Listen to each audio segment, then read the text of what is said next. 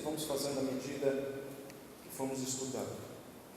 Uma pesquisa feita com pastores de igrejas de várias regiões do Brasil, esses pastores responderam uma seguinte pergunta: o que as pessoas consideram mais importante em um culto? E eles avaliaram com base nas suas igrejas. A resposta foi a seguinte: a maioria, 25%, respondeu que o mais importante na sua igreja, no culto da sua igreja, deveria ser um louvor bem animado. 25%. 24% deveria ter um culto dinâmico. As coisas precisam acontecer rápido, a gente não tem que nem perceber o que está acontecendo e logo já podemos ir para casa. 12% falaram sobre atividades variadas. A gente precisa ter diversidade no culto. Cada culto tem que ser diferente do outro. 10% responderam que é importante crescer com Deus, mas de uma maneira criativa. Então, talvez por meio de piadas, teatros. 10% responderam que era a pregação da palavra.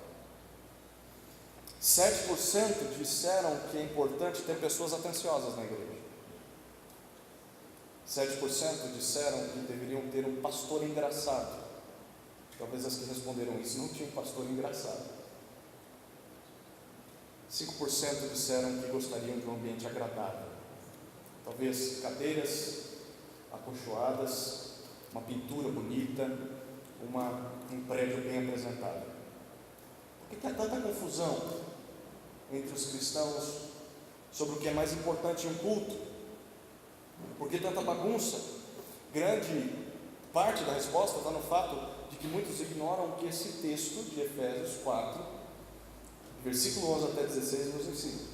Capítulo 4, nós já vimos que para que a gente viva de maneira coerente do nosso chamado, primeiro nós temos de manter a unidade que o Espírito Santo criou entre nós, os crentes.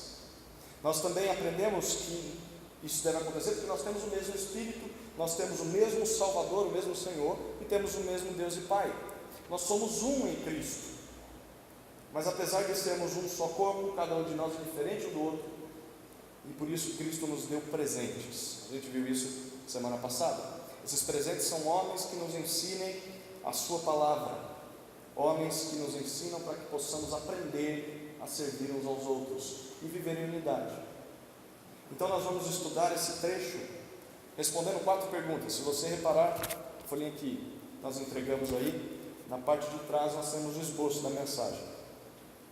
O que deve ser mais importante em nossos cultos? Primeira pergunta: o que Cristo fez? O que Cristo fez? Repare o que o versículo 11 nos diz.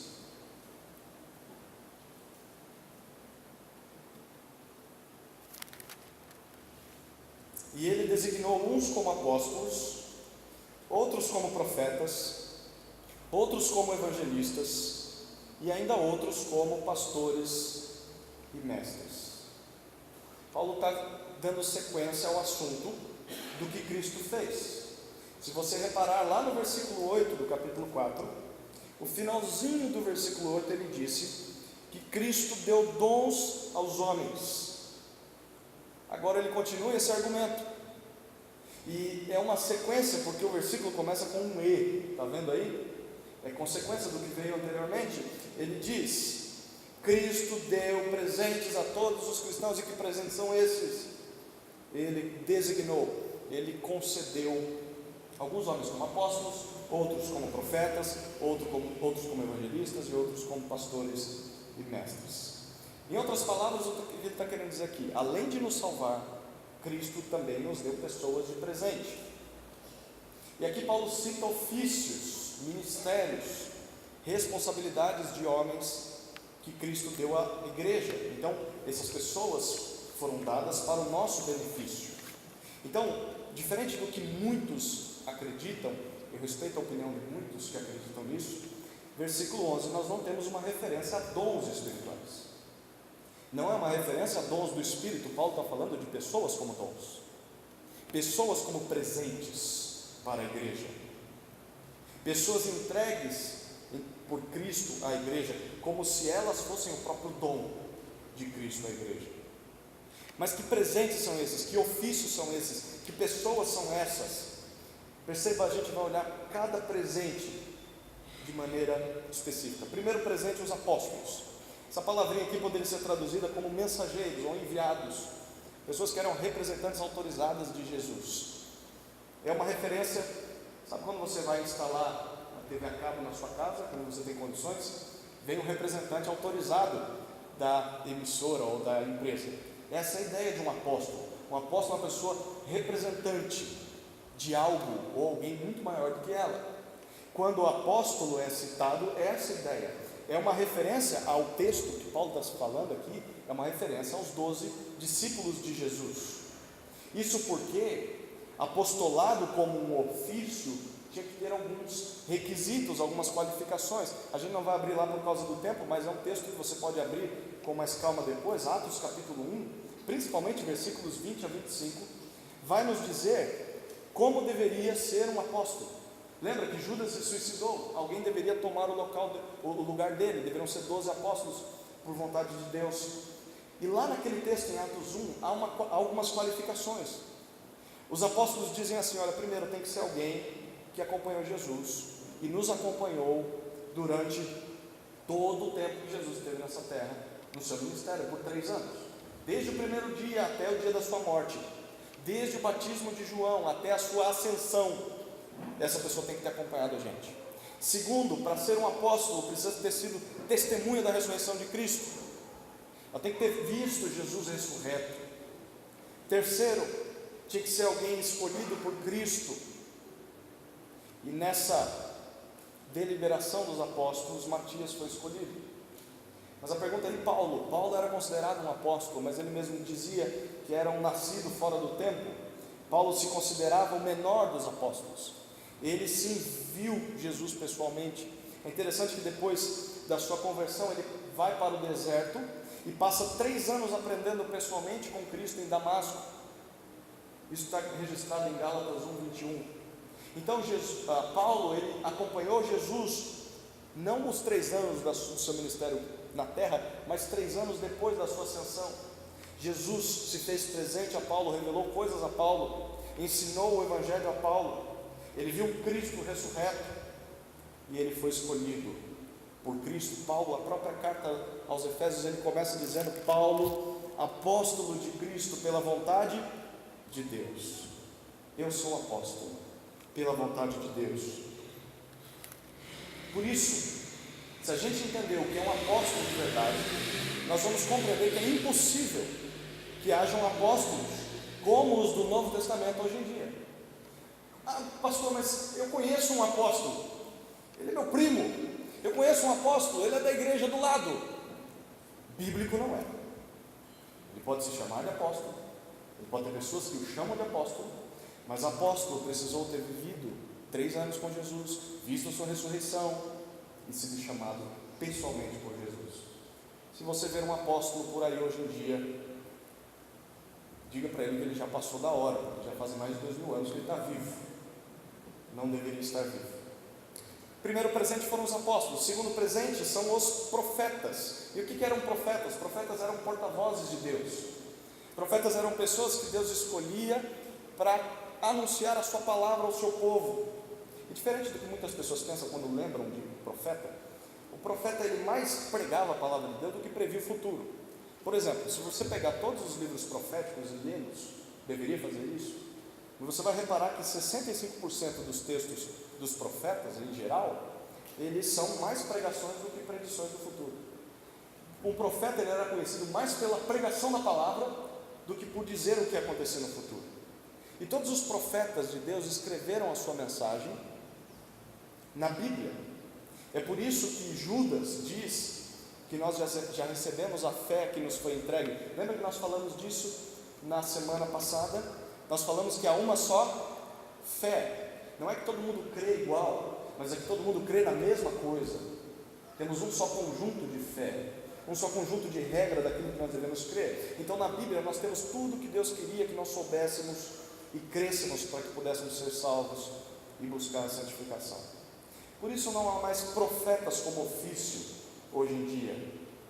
Mas segundo Paulo, o próprio Paulo em Romanos 12, ele diz que pode ter profeta como um dom espiritual. Alguém que é capacitado por Deus com um dom de profecia, que não é simplesmente ficar falando coisas do futuro, mas é anunciar a palavra de Deus. É uma pessoa que tem facilidade para anunciar aos crentes a palavra de Deus e chamar os crentes ao arrependimento. O terceiro presente, versículo 11 nos diz ainda, são os evangelistas. Em outras palavras, evangelista é aquele que traz boas notícias. Esse foi o nome dado aos homens do Novo Testamento que evangelizaram. Mas não só os apóstolos foram chamados assim. Por exemplo, o diácono Filipe, ele foi chamado assim no livro de Atos. Há algumas considerações que nós devemos fazer aqui quando pensamos sobre alguém que é evangelista. A primeira é que na grande comissão, lembra que nós estudamos isso no culto cantado, em Mateus 28, Jesus nos chama a todos nós a irmos, fazermos discípulos dele, pregando o evangelho a toda criatura. Então todos nós somos chamados ao evangelismo, não só os evangelistas, todos nós somos chamados. Se você ler 2 Timóteo, você vai perceber no final da carta, capítulo 4, versículo 5, que Paulo chama Timóteo a cumprir o seu papel de evangelista. Quer dizer que Timóteo poderia não cumprir esse papel, era uma tarefa de Timóteo como um pastor.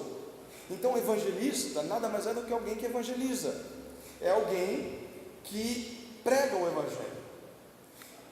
Em nenhum lugar da escritura você vai ler que evangelismo é um dom. Esse texto não está falando de dons, esse texto está falando de pessoas como dons.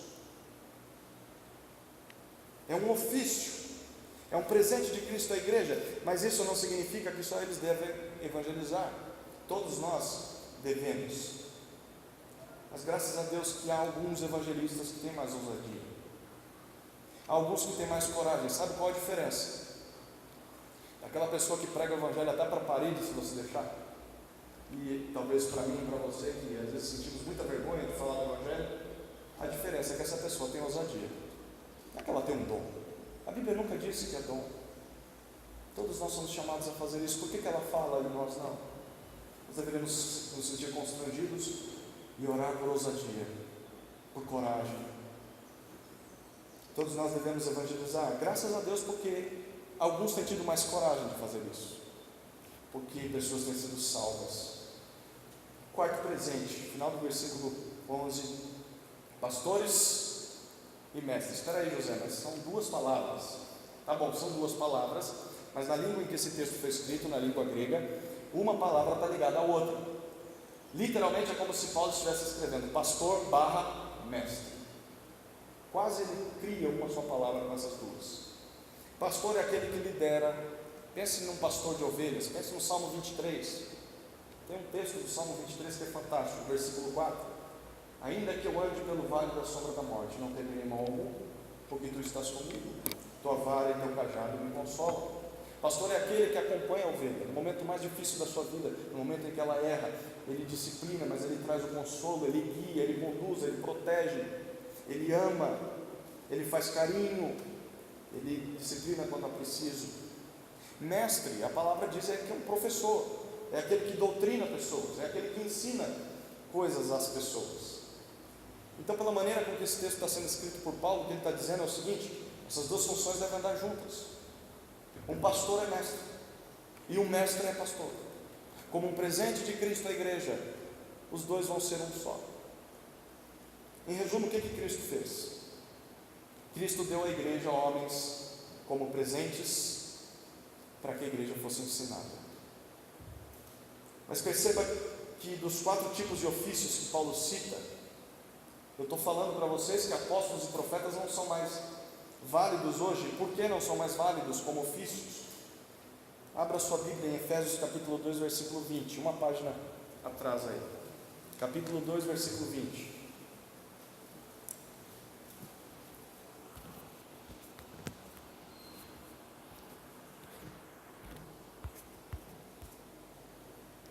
Olha o que ele diz aí. Vou ler o versículo 19 para a gente pegar o contexto. Assim não sois mais estrangeiros, nem imigrantes, pelo contrário, sois concidadãos dos santos e membros da família de Deus. Ele está falando sobre quem? Sobre nós, igreja. E ele continua: edificados sobre o fundamento dos apóstolos e dos profetas, sendo o próprio Cristo Jesus a principal pedra de esquina. A primeira coisa que Paulo está falando é que a igreja está fundamentada num alicerce, que é os apóstolos e os profetas. A base da nossa fé é Cristo, Ele é a pedra angular, a pedra de esquina. Mas em cima dele, o que foi construído foram os alicerces, profetas e apóstolos, tudo aquilo que eles escreveram. Então a nossa crença, onde a gente apoia o nosso prédio, onde a igreja se sustenta, é naquilo que os apóstolos e os profetas falaram de Cristo. Então nós temos sim apóstolos e profetas na nossa igreja. Sabia disso? Você tem um apóstolo e um profeta, ou vários, na cadeira onde você está, quando você abre a sua Bíblia. Estamos fundamentados nos escritos desses homens. Mas evangelista, é muito importante também lembrar uma segunda coisa sobre esse versículo, é que evangelista não é um cargo eclesiástico. Evangelista não é uma pessoa que tem um dom especial. Evangelista é alguém que é reconhecido como uma pessoa que cumpre o seu papel de evangelizar. Cumpre bem, fala o evangelho, prega o evangelho. Então a referência ao ensino na igreja, prática para nós, é que Deus continua levantando homens fiéis, homens capazes de exercerem o ofício de pastores mestres. A esses você poderia chamar de líder espiritual. A Bíblia chama de pastor, presbítero, bispo, são todas as mesmas, várias palavras para se referir à mesma coisa. Nós temos diáconos na igreja, nós já estudamos sobre eles. Diácono é um tipo de líder na igreja, mas ele não é responsável pelo ensino, ele é responsável pelo serviço. Por isso, um pastor, um presbítero, um bispo, um mestre precisa ser apto a ensinar. E a gente vai aprender isso mais nos próximos domingos. Mas o que nós temos a ver com tudo isso na prática? Talvez você está se questionando: o que eu estou aprendendo isso aqui? O que isso tem de importância na minha vida? Sabe o que isso significa? Isso significa que nós precisamos ser ensinados e pastoreados. É por isso que Cristo deu a nós ofícios de ensino. Pense nisso, todos nós chegamos à fé por alguém que foi um evangelista corajoso, alguém que rompeu o medo, rompeu a vergonha e abriu a boca e disse o que nós precisávamos ouvir sobre Cristo. Alguém que entrou na nossa região, que entrou onde a gente morava, com o evangelho, com o ensino dos profetas e dos apóstolos.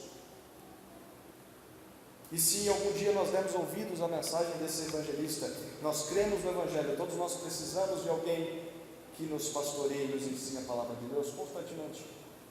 Foi por isso que Cristo deu à igreja pessoas como presentes para nos ensinar, porque nós precisamos ser ensinados.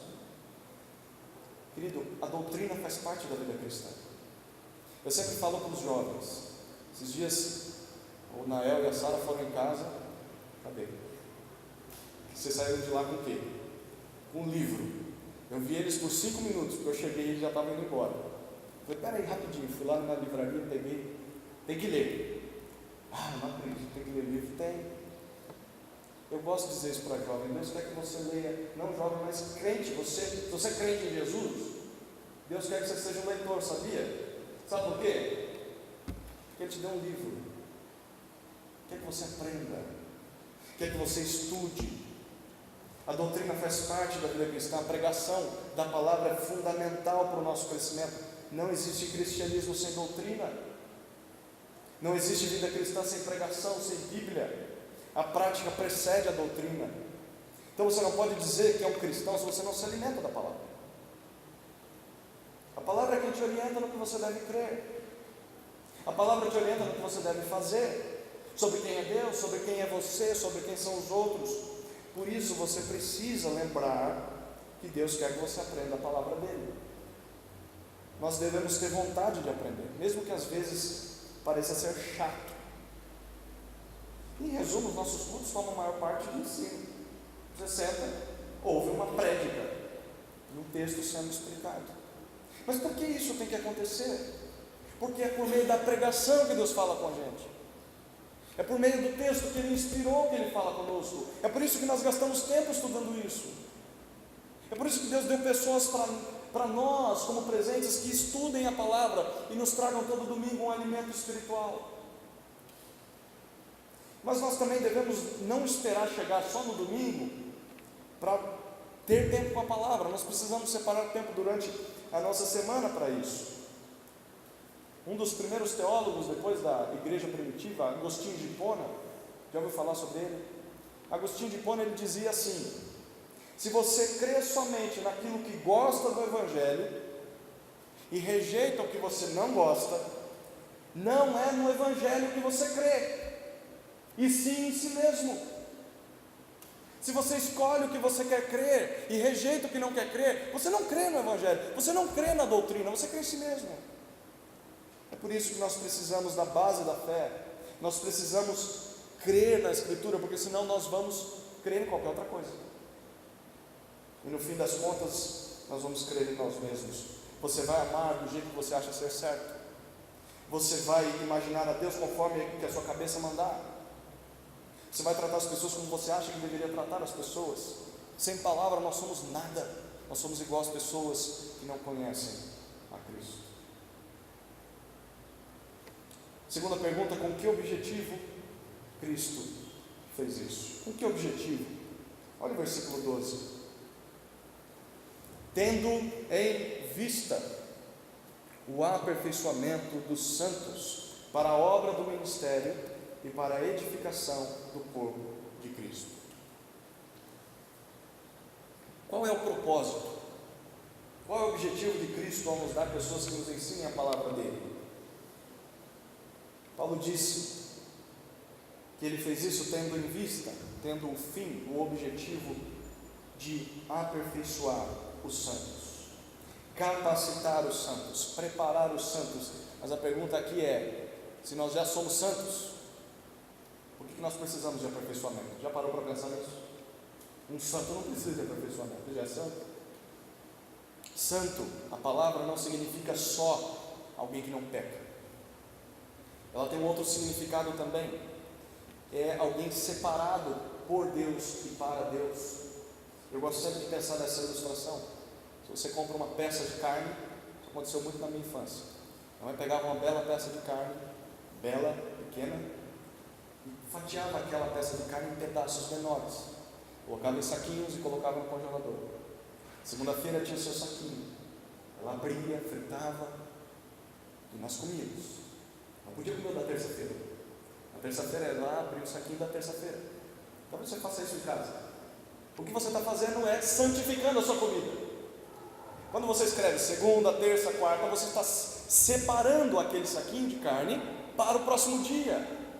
E a palavra santo também significa separar. É como se Cristo olhasse para você no meio da multidão: esse aqui eu quero para mim. E pega: não, eu não quero ser de Jesus. Não, você deve ser meu, sim. Coloca aqui, você é para mim, você é para o meu uso. Santo para mim, separado para mim. Então eu vou te aperfeiçoar. O objetivo de pastores, mestres, de evangelistas é nos aperfeiçoar. Nós precisamos disso. Mas esse seminário intensivo de ensino tem dois propósitos. O primeiro propósito, perceba no versículo 12, a primeira parte, é o serviço. Olha o que Paulo diz: a capacitação é para a obra do ministério, ou para o desempenho do ministério. Sabe qual palavrinha é traduzida para ministério aqui? A palavrinha diaconia. Lembra que a gente já viu sobre ela? Diaconia é servir como um garçom, ser um diácono. Então, o que Paulo está dizendo: nós com o ensino aprendemos da palavra para sermos capacitados a servir. Isso significa que quem não aprende não é capaz de servir. Não é mesmo nem capaz de saber por que precisa servir. É comum uma pessoa dizer: mas por que eu tenho que fazer isso? Naturalmente, provavelmente é porque ela não tem aprendido da palavra. Porque você entende a necessidade de servir ao ser instruído. E aí você fala: tá bom, mas como eu faço? A palavra vai te capacitar a servir também. Isso significa também que para servir o corpo é preciso ser preparado pela palavra.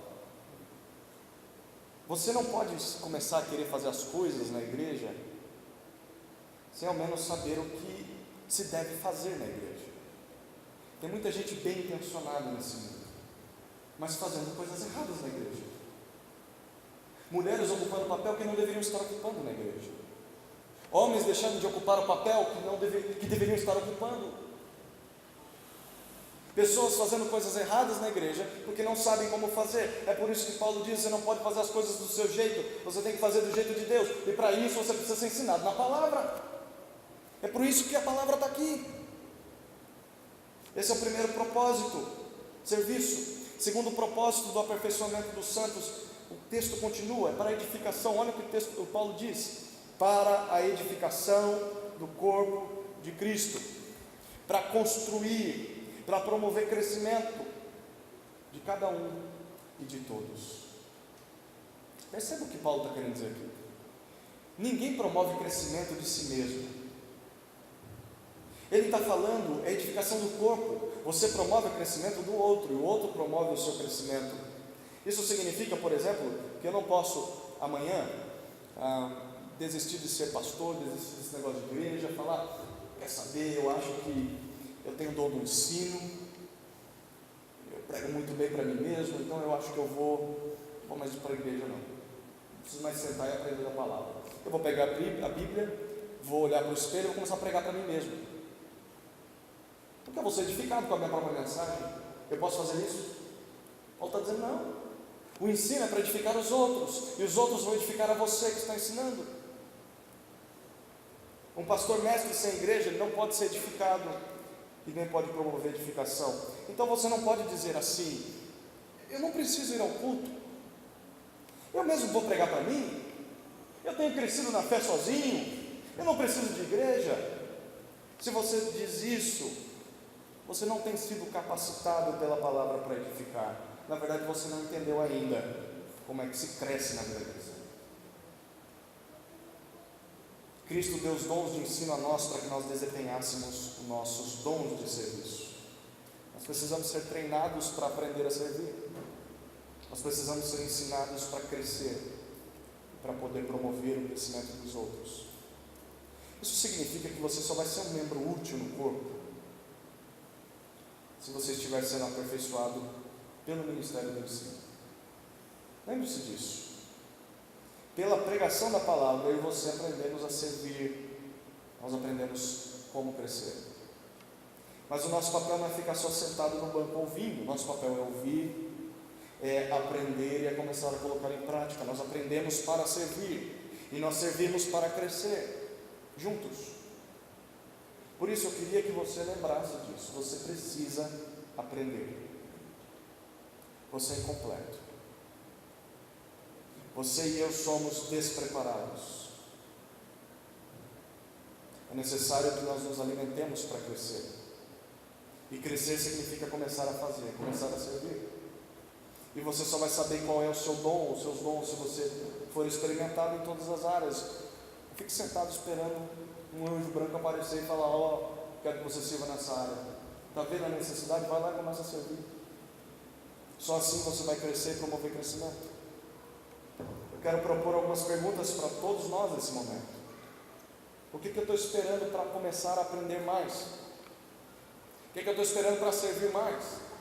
O que eu estou esperando para promover edificação? Qual que tem sido a minha preocupação principal? Será que eu me preocupo muito em conquistar coisas nesse mundo? Coisas que eu sei que vão ficar junto com o meu caixão na morte? Ou será que eu estou disposto a promover marcas eternas, marcas espirituais, coisas que vão promover edificação no corpo de Cristo? Cristo nos deu dons de ensino para que nós nos aperfeiçoemos e sirvamos outros. Isso significa também que o papel do pastor mestre é treinar os crentes ao serviço a Deus. É importante lembrar disso porque o ensino, no final das contas, na igreja, ele tem um objetivo: todos colocando a mão na massa, inclusive aquele que ensina. O pastor não pode ser um centralizador, ele não pode ser aquele que faz tudo na igreja, E a igreja também, por outro lado, não pode ser o esquenta-banco, lustra-móveis, aquele que só fica sentado, só recebendo. Deixa que o pastor faz tudo, deixa que a liderança faz tudo. Uma igreja saudável é uma igreja em que todo mundo se movimenta, todos servem, cada um no seu papel, e tudo isso para a glória de Deus. Se você está parado, Cristo te convida, comece a se mexer, comece a servir. Terceira pergunta: até quando isso deve acontecer? Perceba o que diz o versículo 13.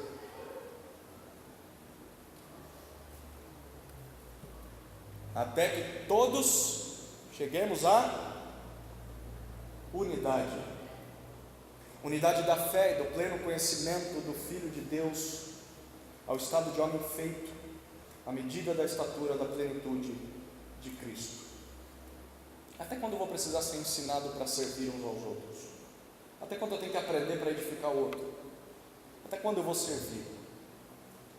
Paulo diz: até que todos nós alcancemos duas coisas.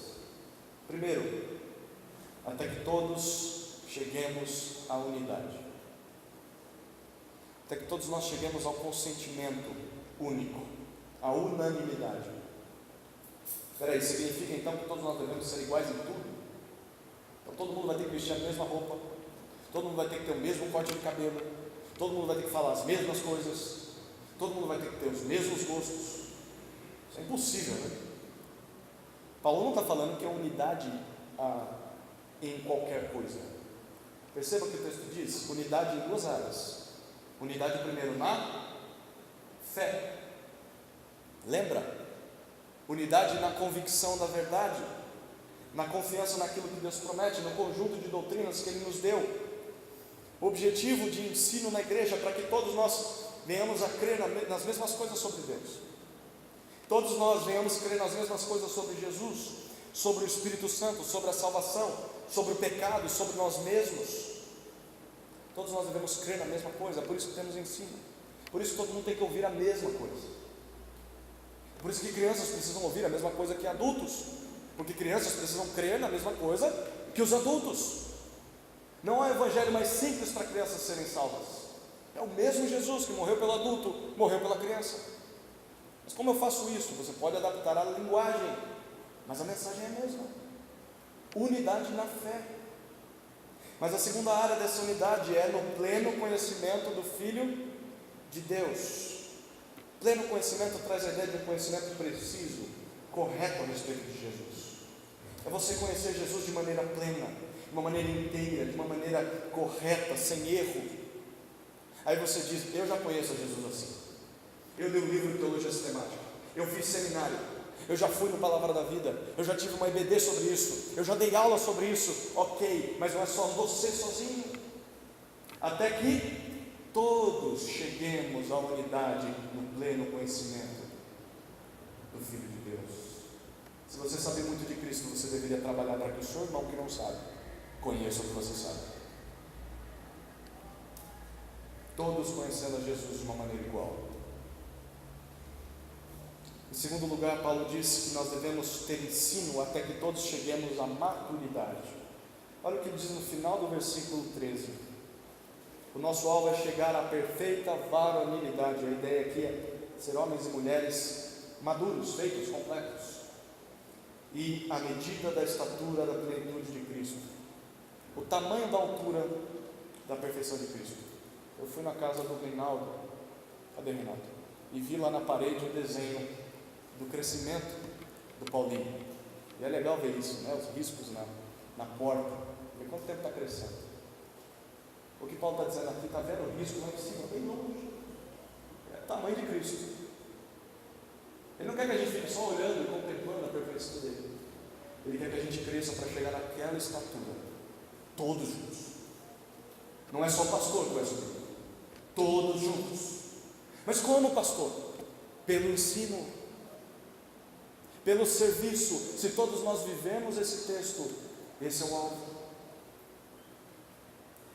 Em resumo, o que Cristo quer é que todos nós sejamos adultos espirituais, humanos completos como Cristo. Perceba que o objetivo do nosso treinamento na prática do serviço é nos tornar um só, na crença, no conhecimento de Cristo e nos fazer sermos pessoas maduras. Ou seja, o alvo é a perfeição de todos nós. Mas a perfeição é impossível. Sim ou não? Pelo menos nesse mundo é impossível. Isso significa que o pecado atrapalha. Nós nunca vamos ser perfeitos nessa vida. Isso só vai acontecer no céu. Então aqui está a chave. Isso significa então que se o alvo é sermos perfeitos como Cristo, isso deve acontecer até a nossa morte, ou até Cristo nos buscar. Nós nunca vamos poder dizer que aprendemos o suficiente. Nós nunca vamos poder dizer que já servimos o bastante. Não, eu fui muito ativo na igreja, hoje não sou. Por quê? Já chegou a estatura de Cristo? Bom, se não, então tem que continuar. Nós nunca podemos dizer que já sabemos tudo, que nós já somos como Jesus, que nós já fizemos a nossa parte na edificação da igreja. O cristão não se aposenta da vida cristã. Você pode se aposentar do seu trabalho, mas da vida cristã nunca. Cristão nunca vai deixar de aprender. Cristão nunca vai deixar de servir. Cristão nunca vai deixar de edificar o outro. O seu alvo é ser como Cristo.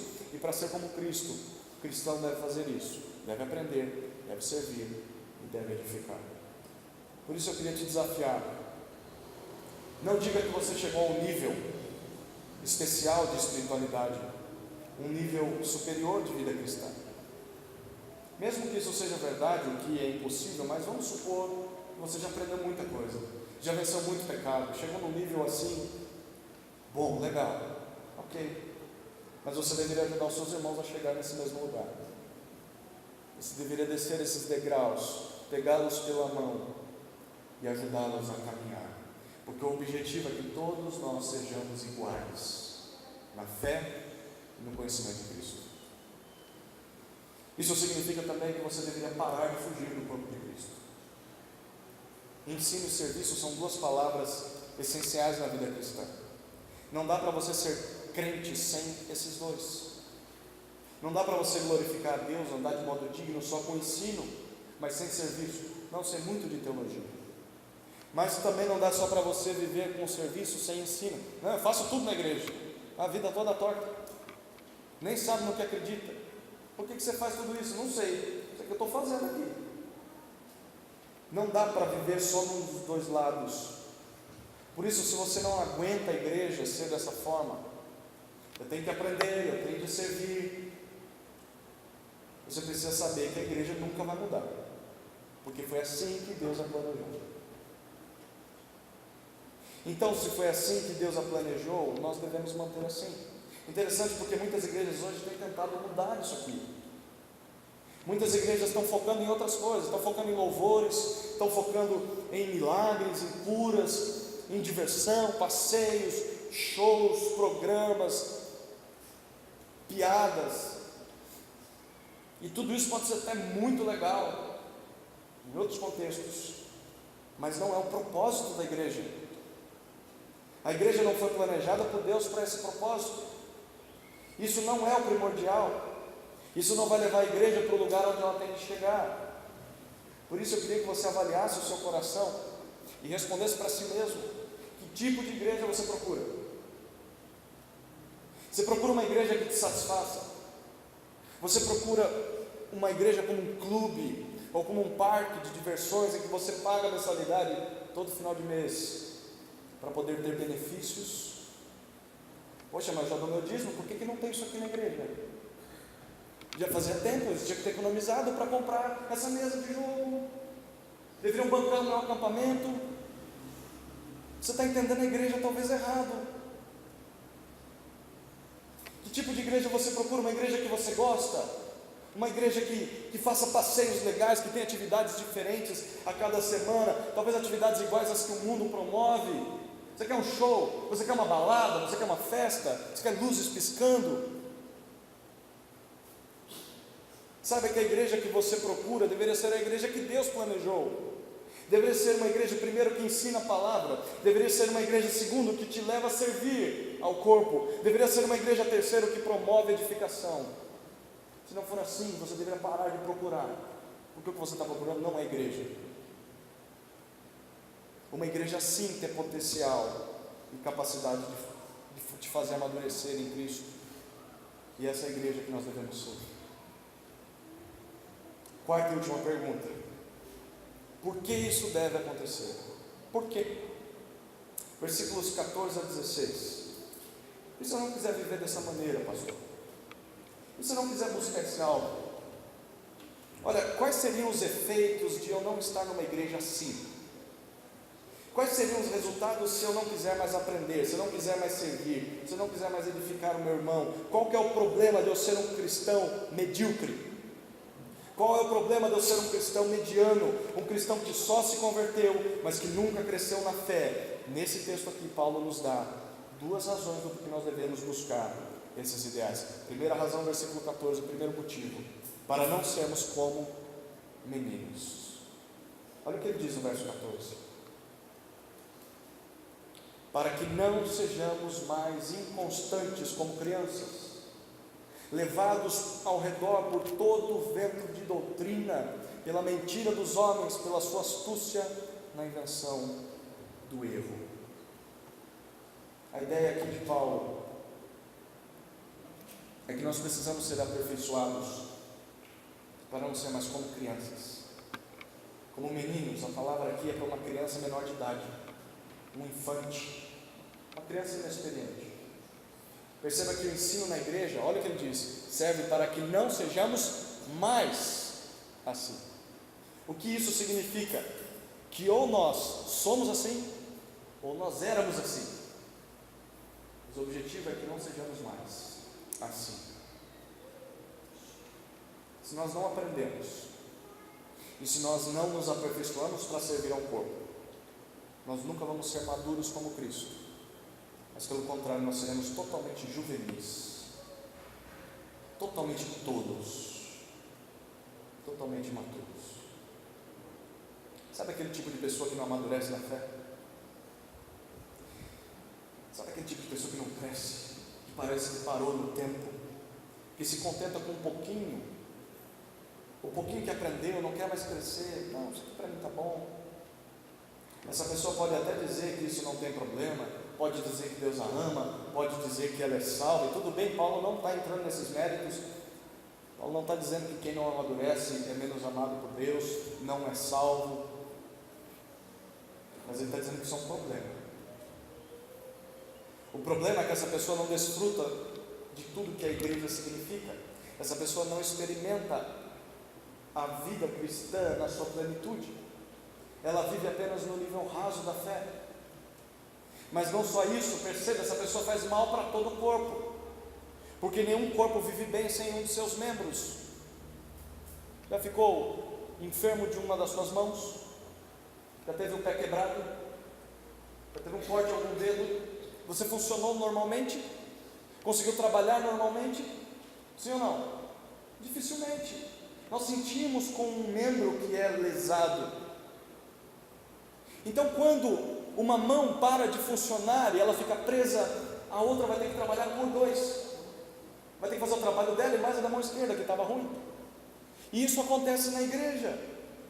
Quando um membro não quer crescer e não quer servir, outros têm de fazer o trabalho dele.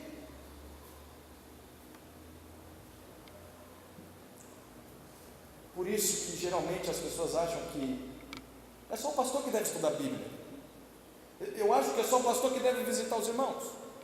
Eu acho que é só o pastor que deve cuidar do prédio da igreja. Eu acho que é só o pastor que deveria dirigir o culto. Eu acho que é só o pastor que deveria se preocupar com assuntos espirituais. Eu acho que é só o pastor que deve saber defender a fé. Eu acho que é só o pastor que deve administrar as coisas da igreja. É só o pastor que deve aconselhar as pessoas. Tudo isso deve ser feito pelo pastor, sim. Mas nós todos deveríamos estar envolvidos com algumas dessas áreas. Lembra do capítulo 4, versículo 2, nós estudamos semana passada? Se você lembrar, Paulo diz que nós viveremos de modo digno de sermos cristãos à medida que vivemos, finalzinho do versículo 2, suportando-nos uns aos outros, dando suporte, dividindo a carga, dividindo o fardo, ajudando um ao outro. Mas Paulo diz que o pior não é isso. Perceba o que ele diz no verso 14: quem não aprende, não serve os seus irmãos, ele diz, é como uma criança, faz mal a si mesmo. Não só faz mal aos outros, mas a si mesmo, porque ele diz, crianças são inconstantes. Crianças são agitadas de um lado para o outro. Sabe aquela onda do mar? Uma hora ela está aqui no seu pé, daqui a pouco ela já voltou para lá. Uma onda, uma hora vem, uma hora vai, ela nunca fica parada num só lugar. A ideia é a de que quem sempre é arrastado por alguma coisa. Crianças sempre são arrastadas por sentimentos, por pessoas, por influência. E um crente que não aprende a servir e não aprende a palavra, ele é igual. Ele é arrastado. Terminou o namoro, ele desanima. Perdeu o emprego, não quero mais saber de Deus. Chegou um novo mestre dizendo, ainda não precisa mais estudar a Bíblia, tem um método de amadurecimento, de coaching, de treinamento, agora você vai aprender o que é vida cristã. Tudo que fizeram até hoje está errado, tem uma novidade. O cristão que é criança, que é imaturo, ele vai na onda. Crianças são assim, não são? Pensa numa criança. Você leva seu filho para tomar um sorvete. Aí no carro ele está falando, eu quero de pistache. Eu quero pistache. Aí chega lá e ele vê aquela bela bola de morango. Agora eu quero morango. Aí você compra de morango e dá para ele.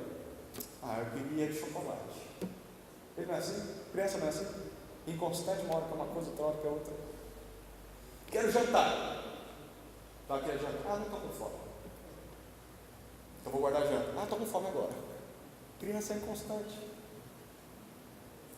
Crentes que não crescem no ensino e não crescem no serviço são pessoas inconstantes. Nunca sabem o que querem. Mas segundo o versículo 14, Paulo termina dizendo que crianças são levadas ao redor por todo o vento de doutrina. São conduzidas a ficarem rodeando ensinos falsos. São alvos fáceis para cair na mentira e na astúcia de homens que induzem ao erro, na malícia, no engano, na fraude, na ilusão de falsos mestres. Uma criança é muito fácil de se enganar. Uma criança acredita em qualquer estranho na rua. Ele apareceu com uma roupa bonita ou como de um palhaço, e ela vai junto. Isso significa que se você não amadurecer junto com o corpo de Cristo, você sempre vai ser iludido por falsos ensinos. Você não vai saber distinguir o que é certo e errado. Você não vai saber explicar o que a Bíblia ensina, porque na verdade você não sabe o que a Bíblia ensina. Você não aprende. Você é presa fácil dos falsos mestres. Queridos, é por isso que há tantos cristãos que uma hora ou outra abandonam uma igreja saudável, uma igreja madura, para irem atrás de igrejas que promovem milagres, curas, prosperidade, quebra de maldição, libertação. Você não parou já para perguntar por que isso aconteceu? Das duas, uma. Ou eram crianças imaturas na fé, ou nunca entenderam o Evangelho de fato. Poxa, então tem de condená-los? Não, vá atrás deles. Ore por eles. Tente estudar a Bíblia com eles. É esse tipo de vida que você quer para você? É esse tipo de futuro que você quer para sua família? Hoje sentado estudando a Bíblia do lado do seu filho, da sua esposa, mas amanhã rodopiando e pulando, sem estudar a Escritura, sem ouvir a voz de Deus? Se não é isso, então você precisa aprender. Não diga que você não precisa. Não diga que você não precisa de outros para servir. Não diga que você não precisa estar junto de outros crentes. Aliás, se você já diz isso hoje, essa é uma marca clara de que você ainda é como um menino imaturo e um menino agitado pelas ondas do mar desse mundo. Busquemos o ensino, busquemos o serviço, busquemos a comunhão e a edificação. Mas tem uma razão positiva e é a última. Por que nós devemos ser aperfeiçoados na palavra? O segundo motivo para crescermos em Cristo. Versículos 15 e 16. Olha o que Paulo diz, versos 15 e 16. Pelo contrário, Seguindo a verdade em amor, cresçamos em tudo naquele que é a cabeça, Cristo. Nele o corpo inteiro, bem ajustado e ligado pelo auxílio de todas as juntas, segundo a correta atuação de cada parte, efetua o seu crescimento para a edificação de si mesmo no amor. Segundo motivo, nós precisamos ser aperfeiçoados na palavra para crescermos em Cristo. Paulo diz: mas, pelo contrário, ao invés de sermos como crianças, cresçamos em tudo, aumentemos em todas as coisas naquele que é a cabeça, Cristo, amadureçamos para sermos como Cristo. Como eu posso fazer isso? O primeiro modo, seguindo a verdade em amor, versículo 15. A palavra seguir traz a ideia de você andar com a verdade, falar a verdade, contar a verdade, ensinar a verdade, professar a verdade em todos os momentos. É você levar a doutrina de Deus a todos os lugares, então nas suas conversas, nos momentos de lazer, nos cultos, nas visitas, nas ações. Interessante que o nosso papel é levar a verdade, mas fazer isso em amor, em atitudes de sacrifício pelos outros. E por que Paulo diz isso? Porque nós temos uma tentação muito forte de dizer a verdade, de carregar a verdade, mas não temos amor nenhum. Então como é que nós agimos? Nós não temos compaixão nenhuma daqueles que vivem enganados. E aí nós desferimos essas pessoas com nossas palavras. Você não entende nada, você não sabe o que a Bíblia diz, deixa eu te dizer o que a Bíblia diz. E nós começamos a dizer a verdade, mas Paulo diz: a verdade só é seguida, ela só é anunciada e é vivida quando ela é associada ao amor. Então se você não ama, você não está seguindo a verdade. Você deveria ter paciência com essas pessoas, não empurrar a verdade de uma vez. Eu falei de sorvete aqui, né? Imagina que seu filho escolheu um sorvete, vai. Aí ele começa a tomar um sorvete, ele pega aquele pote e vira de uma vez. Ele vai conseguir fazer isso? Como que se toma sorvete? Uma colherada de cada vez. A verdade é assim: um pouquinho hoje, um pouquinho amanhã, um pouquinho depois de amanhã, e assim sucessivamente, até que você termina o pote, e ele vai para o maior. Dê um passo de cada vez. Sirva antes de pregar. Dê um exemplo antes de abrir a sua boca. Se sacrifique pela pessoa antes de falar algo por ela. Com amor, a verdade é pregada quase que sozinha. Mas o segundo modo de nós crescermos em Cristo, Paulo diz no verso 16, é auxiliando na unidade. Olha o que ele diz: olha, se todo o corpo, cada membro estiver ajustado, estiver bem montado, cada parte no seu lugar e ligado, estiver unido pelo auxílio ou pelo suprimento de cada um, esse corpo vai crescer, ele vai efetuar o seu próprio crescimento. O que Paulo está querendo dizer aqui? Pense num relógio. Quem aqui já teve a experiência de abrir um relógio, desmontar só para ver como ele era dentro, tentar montar de novo? Se você for como eu, vai sobrar uma peça, ou duas, ou três. Sempre sobra. E isso significa que o relógio não vai funcionar direito, porque está faltando algo. A igreja é assim: se um de nós fica de fora, o corpo anda deficiente, o corpo não funciona direito. Cada um de nós precisa estar servindo na área que Deus nos colocou, porque quando isso acontece, nós estamos provendo o que precisa ser feito, para que a unidade que já existe seja preservada. Terceiro modo, no final do verso 16 agora, Paulo diz: terceiro modo de crescermos em Cristo, trabalhando com todos. Paulo continua e diz: olha, que o corpo todo vai crescer segundo a correta atuação de cada parte, por meio da justa cooperação, o trabalho eficiente de todos, cada um fazendo a sua parte, sem reclamar do outro, ou sem se preocupar em fazer o que está além do seu trabalho, mas fazer o seu trabalho de maneira excelente. O que eu tenho que fazer hoje? É isso, então vou fazer com excelência.